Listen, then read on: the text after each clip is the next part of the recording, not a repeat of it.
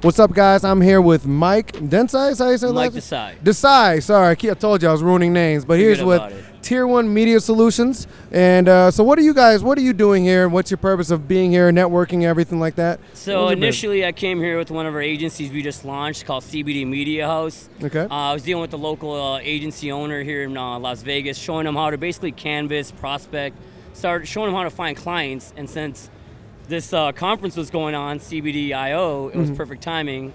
So I came here to teach one of my agencies how to find more clients for their business, basically. So pretty much trying to grow their brand, grow their network is what you're doing. Yeah. I show them how to do business development strategies, like more hands-on. Okay. You know what I mean? Deal with clients on the front end, prospect, set appointments, all that stuff. Right, and I think, you know what, for a growing industry like cannabis or like CBD in general, it is actually, I think you need more of people like you to actually like spread the brand, bring more awareness in all reality, and then give people an opportunity to connect with more consumers, more potential customers, things like that. Absolutely. What I've seen from what I've dealt with the medical industry off and on for a couple of years now, when it comes to digital marketing, they're kind of lost a little bit.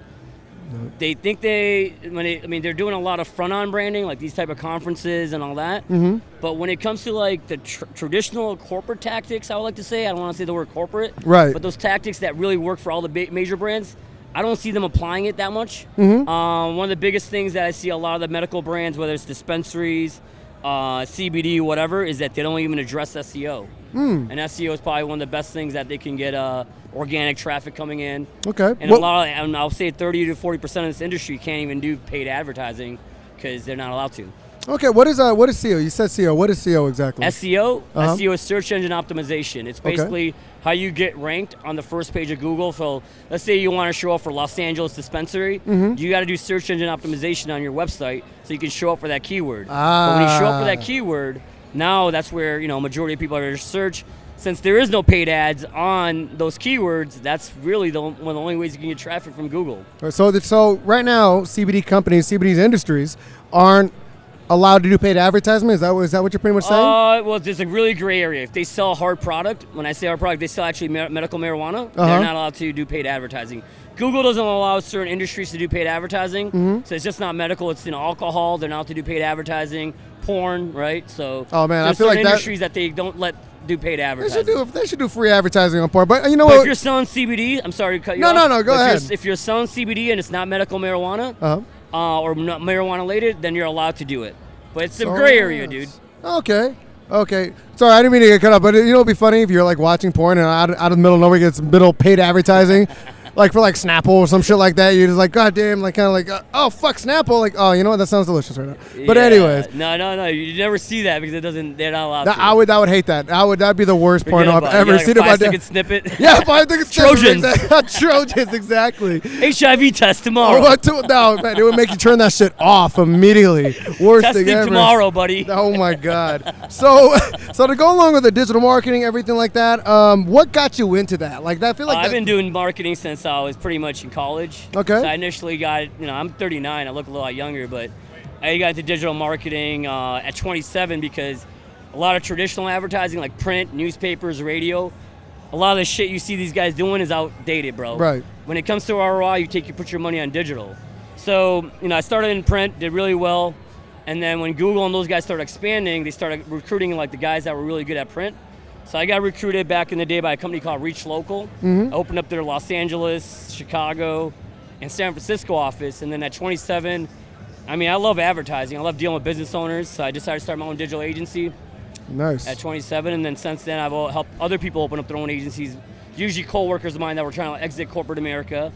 And then in the last year, I turned that into a formula and have the brand called Tier 1 Media Solutions. Right. Which is our brand where we just literally create digital agencies across North America. Nice, that's amazing. Yeah. So that's cool. So like, do you do like I said doo-doo, but do you like do things like social media, like Instagram, Facebook ads, YouTube ads, everything? Hold on, when it comes to digital, from A to Z, from getting your website built to getting your app done to actually the real stuff that matters, getting business in the door, right? Websites and all that's great, but it's the marketing that's going to get the traffic in the door, and that's my job, is to get the traffic. I do a various amount of things, man. Digital marketing is like something I know back of my head. But my real, I guess, my expertise is business development, market saturation. Okay. So yeah, you give me a team of one guy, and I can pretty much open up a market. No, that's awesome. No, and it seems like not only are you like really good about that and really good with it, it seems like you're really passionate about that, which is amazing. Man, I live and breathe this shit. Sorry about that, but absolutely. I went through my phases, especially when I was 27. I started my first agency, where I dabbled in different industries, but it's kind of funny. It's in life you always come back to what your bread and butter is, and right. What I'm good at is business, bro. I know how to create businesses. I know how to make money. You know what I mean? That's good. Yeah, that's I enjoy it. Right? No. Yeah, because now what I do is just help people start their own digital marketing companies, which it's just like, I don't know, get out to the masses. Right. Well, what's crazy, and what I find interesting is because now I feel like today's job market, right, pushes more for starting business, start business, stop working for the man or whatever. I guess somebody like you who's pretty much had your own business since 27, right? What's your take on that, out of curiosity? That's funny you say that, man. Actually, there's a huge transition going on. And this is actually a study that the government's done and all that. But there's a huge trend going on right now in a lot of sectors, a lot of different industries where it's becoming more of an entrepreneurial state. They say that in the next 20 to 30 years, we're, as a society, as a civilization, are going to become more entrepreneurial. So now there's platforms like us that are launched that, are giving people the ability, like, hey, listen, if you have the talent and you have the ability to create a business, we're going to give you that formula. It's not like 10 years ago where you had to invest $100,000. No, there's platforms like us that exist. I mean, you're at the medical convention, you see all these white label solutions that you can, white label gummies and this and that. Right. I think that's amazing. Right. That basically allows an entrepreneur to create a business at a very cost-effective way.